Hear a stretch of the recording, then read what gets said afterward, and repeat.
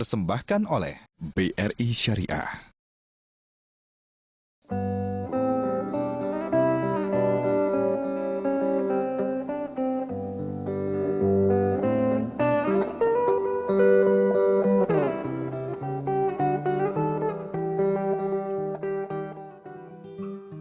Dalam setiap petikan jarinya, Ari Purwandono yang menjabat sebagai salah satu jajaran direksi Bank Syariah yang merakyat ini terhanyut dalam penghayatan dari nada-nada indah yang terdengar dari gitarnya.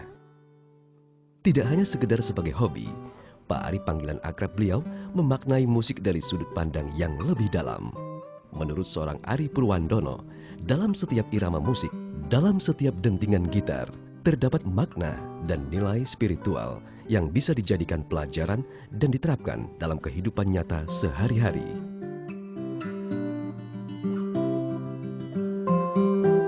Tidak hanya pandai dalam mengkoordinasikan jari jemarinya untuk memetik gitar, Ari Purwandono yang sudah berpengalaman sebagai bankir selama 30 tahun dan sekarang menjabat sebagai direktur bisnis retail dan komersial di salah satu bank syariah terbesar di Indonesia. Dikenal sebagai sosok yang pandai mengkoordinasikan segala sesuatu dalam pekerjaannya, sehingga tercapai hasil yang maksimal dan efisien, seperti irama-irama indah yang terdengar dalam petikan gitarnya.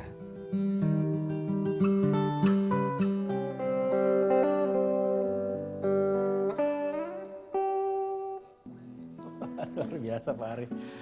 Pak Ari, Iya. Pak Ari kan bankir ya. Iya, tapi sudah hampir 30 tahun. Sudah hampir 30 tahun. Iya. Tapi kalau main gitar itu memang hobi atau dulu pernah jadi anak band mungkin? Enggak pernah Pak. Hobi aja. Hobi aja. Hobi aja. Dari dulu sering orang tua kan sering nyetel lagu-lagu Spanyol. Jadi kita waktu kecil juga dengar wah kayaknya kalau bisa main gitar bisa asik nih gitu. Terus jadi tadi yang saya bawakan Blackbird Pak dari Blackbird ya. Dari Paul McCartney. Paul McCartney. Ya. Pak, sekarang kan Pak Ari ini bankir di salah satu bank syariah. Ya. Tapi hobi main gitar juga gitu ya. Boleh nggak saya tahu apa sih spiritualitas di balik tadi mungkin lagu yang Pak Ari mainkan, Blackbird ya. Blackbird itu artinya burung hitam gitu. Burung kan. hitam. Apa sih di balik itu kalau semua, kita ambil suatu lagu, meskipun itu lagu dari barat Pak, tapi kita lihat makna di dalamnya yang mungkin juga cocok dengan konsep-konsep Islam, value-value-nya ya, nilainya. Seperti Blackbird ini kan diciptakan Paul McCartney tahun 60-an. Wah, tahun itu 60-an, masa-masa itu. Dan waktu itu kalau kita baca-baca itu adalah dari waktu itu ada diskriminasi di Amerika ya. Jadi adalah keinginan kebebasan warna hitam ya, kulit. Segregasi ya waktu itu ya. Waktu segregasi. Perbedaan kulit putih, kulit hitam gitu ya. Waktu itu kalau dilihat dari nilai Islam itu kan Allah tidak membedakan warna kulit. Betul. Jadi yang kita contoh Bilal ya, di dalam sejarah Islam ada Bilal dan kemudian itu kulit hitam dan punya tempat yang terhormat. Iya. Karena memang yang dilihat adalah akhlak dan takwanya serta amalannya. Amalannya betul. Oh jadi itu ya spiritualitas di balik lagu Blackbird ya. Paul McCartney yang menciptakan. Yang menciptakan Paul McCartney. Tapi kita bisa lihat nilainya kan yang di dalamnya. Iya. Lalu mungkin ada lagu-lagu lain mungkin Pak yang Bapak suka? Ya kalau gitu. ada lagunya Airclaw. Itu juga This Time ya. This Time itu adalah waktu sekarang. Waktu sekarang itu adalah harus akan memulai sesuatu yang baik. Kalau di Islam atau nilai spiritualitasnya sekarang harus lebih baik daripada sebelumnya. Itu hadis Nabi itu kan. Kalau misalnya hari ini harus lebih baik daripada hari kemarin. Jadi waktu itu kalau kita lihat itunya bahwa bahwa this time waktu ini kita akan lakukan hal-hal yang baik, lebih baik daripada yang kemarin. Wah, itu luar biasa tuh Pak. Jadi Paul McCartney, ada Airclaw, Blackbird soal nilai kebebasan ya, tidak membedakan warna kulit. Lalu Airclaw, This Time itu esensinya adalah hari ini lebih baik daripada yang sebelumnya gitu. Memulai dengan sesuatu yang lebih baik ya untuk berikutnya. Lalu kalau Pak Ari menganggap permainan gitar Kan itu penuh dengan koordinasi jari-jari. Iya, Pak. harus luar biasa. Kalau kita main jarinya 5 itu antara tangan kiri tangan kanan sudah berkoordinasi tuh, Pak. Yang pertama tuh pegang chordnya apa, yang kanan kan senar mana yang harus dipetik. Jadi kalau di dalam organisasi kan juga gitu, Pak. Filosofinya di bawah organisasi bank gitu. Jadi harus baik ya. Harus koordinasi, Pak. Jadi kita punya cabang misalnya di atas 250 atau 500 cabang. Kemudian di kantor pusat ada divisi 15 sampai 25 divisi. Itu kan yang perlu koordinasi. Dan mana hal mana yang perlu kita tekankan, kita bina itu. Kalau di senar kan mana yang harus dipetik gitu kira-kira. Cabang mana harus di remind ya gitu. Kemudian apa namanya pembinaan orang ini harus dibina. Kan kita juga harus membina semua sumber daya insan yang ada gitu. Dan mungkin kaitannya juga ini Pak ya, dalam pembinaan keluarga kali ya. Sakinah mawaddah warahmah itu ada hubungannya dengan main musik juga kali. Ya kurang lebih begitu Pak. Komunikasi antara ayah dan orang tua dan anak itu kan juga perlu koordinasi. Perlu penekanan-penekanan yang harus diperbaiki di mana gitu. Keluarga suka musik juga Pak, seperti Bapak mungkin bisa. Kalau saya kebetulan nggak bisa main gitar, mainnya saksofon, drum. Istri saya dulu pernah sampai tingkat guru di piano, tapi udah nggak aktif lagi. Kalau sama anak-anak kadang-kadang kita nyanyi bersama aja. Wah itu luar biasa tuh Pak. Jadi dari musik ada kemudian nilai-nilai spiritualitas juga untuk membentuk harus kita cari Pak, nilai spiritualis kita cari di balik itu sih apa sih. Kalau misalnya nggak ada nilainya mungkin mendingan nggak usah kita ini. Pak Ari, boleh nggak saya dengar dikit lagi Pak? Lagu apa saja Pak mungkin? Mungkin saya pilih Corcovado ya, itu Kenapa lagunya. tuh, Pak? Itu adalah menikmati keindahan alam. Wah, meskipun nggak di Indonesia ini. Di Brazil ya, mungkin di Brazil. Di Brazil mungkin, karena ini lagu diciptakan sama dari Brazil.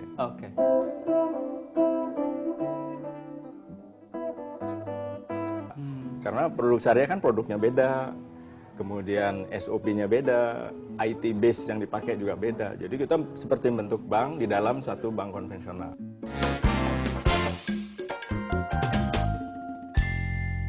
Dipersembahkan oleh BRI Syariah.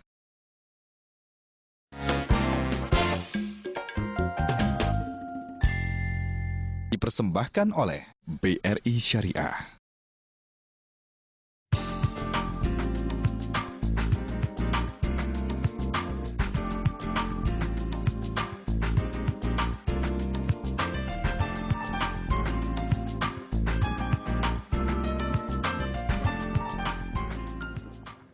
Enak nih.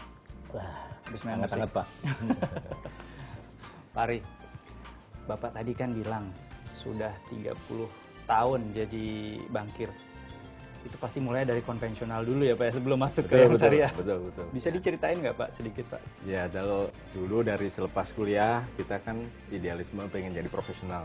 Yang menawarkan itu bank-bank swasta besar, bank besar itu biasanya menawarkan EDP program ya. Pendidikan eksekutif untuk kader pimpinan bank. Waktu itu saya mulai dari situ, lulus EDP atau Executive Development Program, kemudian berkarir di perbankan. Berkarir di perbankan. Nah, ada suatu jalan simpang waktu itu adalah saya di konvensional 20 tahun waktu itu. Kebetulan bank kami waktu itu menginginkan untuk menjadi bank besar itu harus punya unit syariah.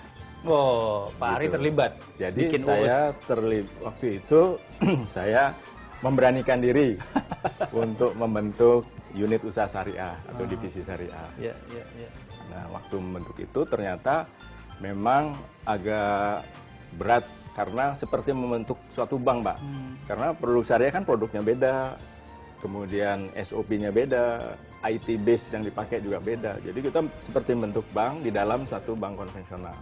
Jadi karena kayak bikin bank baru sebenarnya. Sebenarnya seperti bikin bank baru, termasuk juga harus membina SDM-nya. SDM. Atau SDI istilahnya.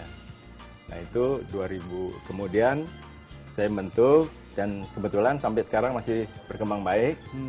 Dan kemudian saya mendapat kesempatan membentuk Bank Umum Syariah. dan sekarang saya bekerja. Ya, Dan kita sama-sama dengan manajemen yang lain kita bentuk Bank Umum Syariah dari sejak 2009 awal lah kira-kira. Gitu Pak kira-kira. ya. Pak, bicara lagi soal koordinasi ya. Karena koordinasi tadi Pak Ari bilang, wah ini menentukan nih. Koordinasi itu menentukan sebuah institusi kuat gitu ya di dalam. Tapi kan walaupun kita berusaha membuat koordinasi yang bagus untuk bisa bikin kuat dari dalam, tapi kan tetap perlu ya Pak ya pendukung-pendukung profesi ataupun mungkin institusi lain yang bisa membuat kuat koordinasi dari Bank Umum Syariahnya kan gitu. Nah itu apa aja sih Pak?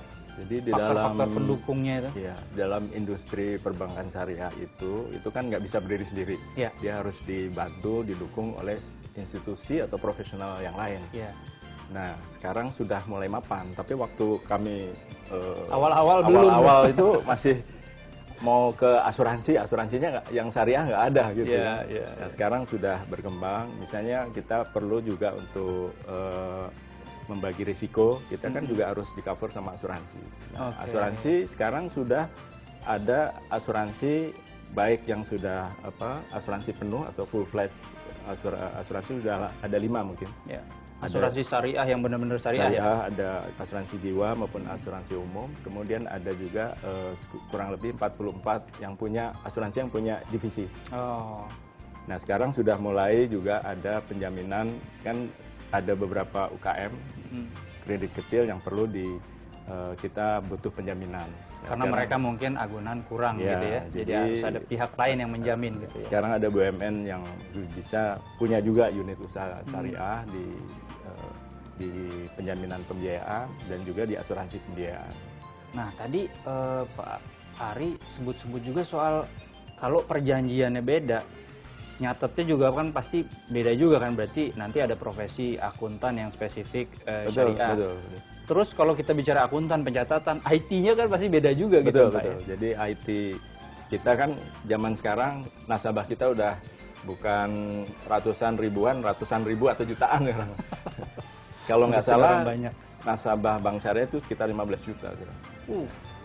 Jadi itu tidak mungkin akan dikerjakan secara manual. Jadi pendukungnya adalah core banking system Islamic syariah ya. Jadi core bankingnya juga agak beda karena transisi kita kan beda. Jadi mereka harus punya core banking yang sesuai dengan transaksi syariah. Sekarang sudah ada 2 multifinance yang full fledged yang penuh beroperasi secara syariah dan 39 multifinance yang punya unit usaha syariah. Dipersembahkan oleh BRI Syariah.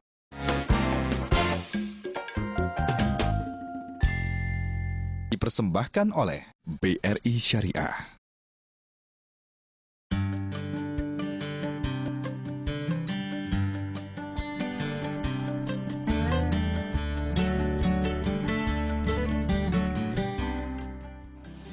Pak Ari, sini ada gitar lagi nih Pak. Bapak punya gitar banyak. Itu masing-masing gitar ada Bapak kasih nama atau? Enggak, tergantung mereknya aja. Tergantung mereknya aja ya Pak ya? Ada 7 gitar, ada gitar macam-macam lah. Ada gitar Amerika, ada gitar Bandung ada. Spanyol ada. Ada Spanyol ada. Kanada ada. Kanada ada. Oke. Pak, menyambung yang tadi ya, waktu kita di taman, habis dengerin Pak Ari main gitar. Kan tadi koordinasi pendukung, ada profesi, ada institusi juga. Tapi itu kan sebenarnya untuk kekuatan Bank Syariahnya di dalam gitu. Lalu supaya bisa menyebar, kuat juga gitu, mengakar di masyarakat, pasti kan perlu pendukung-pendukung lain kan Pak ya? Iya, jadi pendukung dalam hal ini kita juga dibantu, bukan pendukung, dibantu oleh lembaga keuangan syariah lain. Jadi kalau kita lihat bahwa perbankan syariah ini kan sebagai lokomotif ya. Iya, dia lokomotif. Nah, gerbongnya pasti banyak karena kita punya kemampuan sesuai dengan nature-nya adalah menghimpun DPK kan. Ya. Dana dari masyarakat masuk dulu ke perbankan syariah. Nah, perbankan syariah kan menyalurkan berinvestasi lah kalau di dalam istilah term syariahnya itu berinvestasi ke berbagai macam jenis bisnis. Ada segmen tertentu itu biasanya kita salurkan dengan nasabah kita sendiri kan, kita evaluasi sendiri. Langsung ya berarti langsung, ya? yang disebut one on one atau one to one gitu. Kita langsung berhadapan, kita evaluasi, kita berikan pembiayaan. Tapi juga bisa melalui lembaga keuangan syariah lain. Jadi, contohnya apa tuh Pak? Jadi seperti kita lihat di multifinance. Nah ini seperti di perusahaan pembiayaan atau multifinance, sekarang sudah, dulu kan mereka tidak punya unit syariah. Sekarang harus punya. Sekarang sesuai peraturan DSN yang terakhir, sekarang sudah ada 2 multifinance yang full fledged, yang penuh beroperasi secara syariah, dan 39 multifinance yang punya unit usaha syariah atau divisi syariah. Sehingga apa? Perbankan syariah bisa membiayai multifinance dengan akad-akad syariah karena mereka juga ada DPS-nya. Ya. Itu multifinance. Kemudian juga kita kerjasama dengan BPRS, Pak. BPRS. Bank Pembiayaan Rakyat Syariah. Okay. Kalau di konven Bank Perkreditan Rakyat, di sini Pembiayaan Rakyat Syariah. Nah itu tentunya kita akan menggrab komunitas-komunitas yang nggak kita bisa grab, Pak ya. Kita akan, nah komunitas-komunitas itu bisa di daerah tertentu. Nah, kita pilih nanti BPRS yang kira-kira sesuai dengan kriteria kita bisa salurkan pembiayaan lewat BPRS. Kemudian juga lewat koperasi-koperasi. Nah, koperasi juga bisa. Koperasi itu kan ada koperasi yang berbentuk BMT juga ada, KJKS, Koperasi Keuangan Jasa Syariah, atau koperasi karyawan atau koperasi apa yang memiliki komunitas anggota kan. Nah kita ingin membiayai anggota di dalam koperasi itu, ya kita kerjasama sama koperasi-koperasi itu, tentunya dengan akad syariah. Gitu. Terakhir mungkin BMT Pak ya, BMT. Baitul Mal wa Tamwil. Nah itu juga kita bisa kerjasama dengan mereka. Jadi banyak lembaga-lembaga institusi keuangan yang bisa kita kerjasamakan, dan tentunya kalau ini bisa berkembang, tentunya market share kita juga akan berkembang, tertolong Pak. Sekarang baru hampir 5%. Baru hampir 5%. Hampir 5%. Jadi kurang lebih kan aset perbankan syariah ini 200 triliun lebih ya, 200 mungkin 20-an lah gitu triliun, dan diharapkan tahun ini pesimis 255, optimis 280 triliun. Tadi Pak Ari sempat sebut-sebut juga soal asosiasi. Terus asosiasinya ada banyak, ada Asbisindo, ada Apsindo. Nah itu kalau fungsinya dalam koordinasi penguatan perbankan syariah sendiri, fungsi realnya lah gitu ya, bukan cuma sekedar duduk-duduk kita berbicara gitu kan. Ada nggak hasil-hasil yang kemudian bisa mendorong baik itu regulator ataupun industri ini bisa menjadi lebih baik gitu Pak? Fungsi koordinasi antara asosiasi saya kira juga terjadi, dan tentunya ada wadah-wadahnya seperti Masyarakat Ekonomi Syariah yang dipimpin oleh Pak Mulyaman juga. Kemudian juga ada Gerakan Ekonomi Syariah. Itu adalah mengkoordinasikan semua asosiasi yang ada, dan kalau itu bisa ada suatu hal yang perlu dibicarakan, tentunya mereka kan sudah saling mengenal ya. Jadi Pak siapa di Apsindo, Pak siapa di Abis itu, kita akan call meeting, kita diskusikan bareng-bareng gitu Pak. Itu sudah terjadi. Teman memang itemnya sangat banyak ya yang harus kita diskusikan, tentunya sesuai dengan kepentingannya nanti. Baik, Pak, sukses untuk berkoordinasinya dengan banyak pihak. Terima kasih Pak.